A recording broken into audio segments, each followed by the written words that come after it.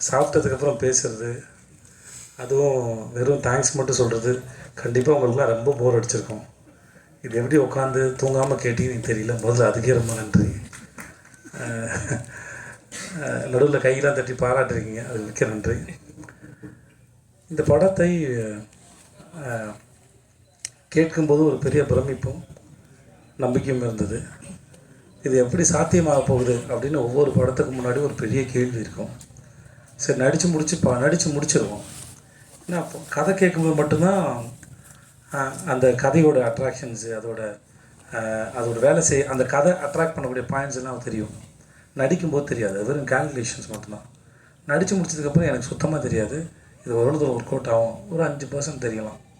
அப்புறம் வேறு யாரையாவது கூப்பிட்டு வந்து அவங்க பார்த்து எடிட்டரை கேட்டு, எடிட்டர் அசிஸ்டன்ஸ் கேட்டு, இந்த மாதிரிலாம் கேட்டு தான் இந்த சீன் ஒர்க் அவுட் ஆகுதா, அது புரிஞ்சிருக்கா அப்படின்னு யாரையா கேட்டு தெரிஞ்சுப்பேன் மொழியை.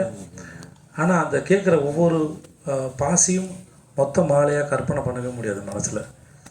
ஸோ ஆனால் ஓரளவு நம்பிக்கையோடு தான் நாங்கள் இருந்தோம். உங்களுக்கு ஷோ போகிற முன்னாடி வரைக்கும் நிறையா பேருக்கு போட்டு காமிச்ச ஒரு நம்பிக்கையில் உங்களுக்கும் பிடிக்கும், ஒரு ஆவரேஜ் இல்லை அபோவ் ஆவரேஜில் அந்த படம் வந்து எங்கள் தயாரிப்பாளருக்கு வந்து போட்ட காசை எடுத்து கொடுத்துருவோம் அப்படின்னு ஒரு நம்பிக்கையில் இருந்தோம்.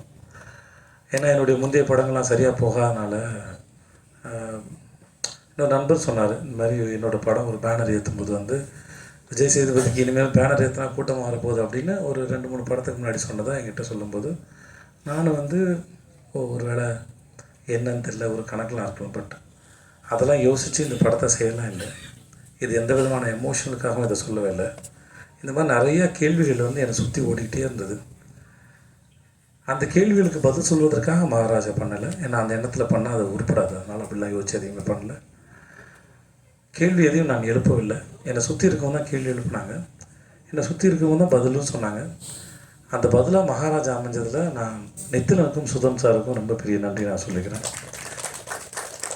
நீங்கள் படம் பார்த்து முடித்து அன்றைக்கி நடந்த ப்ரெஸ் மீட்டில் கேள்வியெலாம் கேட்டு அப்படிலாம் போனோட அன்றைக்கி நான் ரொம்ப சந்தோஷமாக இருந்தேன். ஏன்னா நீங்கள் எல்லாருமே கேள்விகள் கேட்டாலும் சிரித்த முகத்தோடு சந்தோஷத்தோடு என்னை கேட்டுட்டு இருந்தீங்க.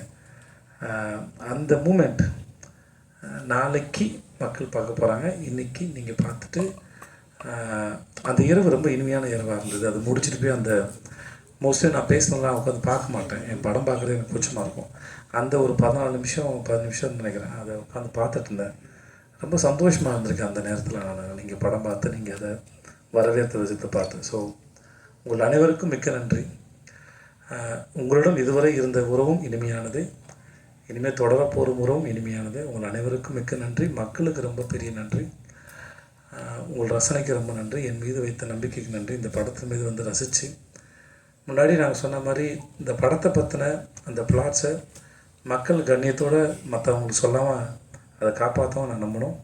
முடிஞ்ச அளவுக்கு கேள்வி கேட்டவங்களும் மக்களும் வந்து இங்கேயும் சரி, நான் ஹைதராபாத்தில் போயிட்டு ப்ரொமோஷன் பண்ணும்போது சரி, ஆஃப்டர் ரிலீஸ் இந்த ப்ரொமோஷனுக்கு போகும்போது சரி, சில கேள்விகளை கேட்டால் கதை தெரிஞ்சுக்கிறேன்னு அந்த கண்ணியத்தோடையே கேள்வி கேட்டாங்க.